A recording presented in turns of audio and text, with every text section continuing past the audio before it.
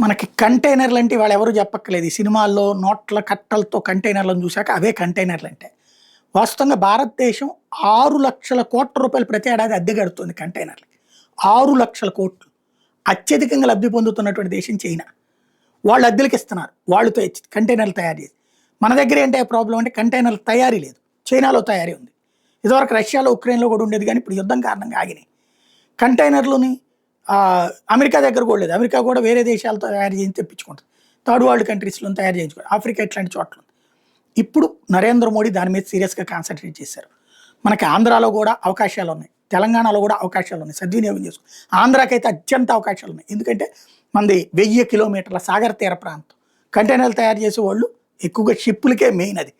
మనకి ఈ లారీల మీద కూడా కనబడతాయి. షిప్‌లోని కంటైనర్ తీసుకొచ్చి లారీ మీద పెడతారు. ట్రైన్ల మీద కూడా కనబడతాయి. షిప్‌లో నుంచి వచ్చిన కంటైనర్ తీసుకొచ్చి ఇక్కడ పెడతారు. అంటే ఫర్ ఎగ్జాంపుల్ అమెరికాలోనో, యూరోప్‌లోనో ఎక్కడో మనం సరుకు కొన్నాం. కంటైనర్‌లో అక్కడ ఎక్కిచ్చారు. ఆ కంటైనర్ తీసుకొచ్చి ఇక్కడ దీని మీద ఎక్కిస్తారనమాట.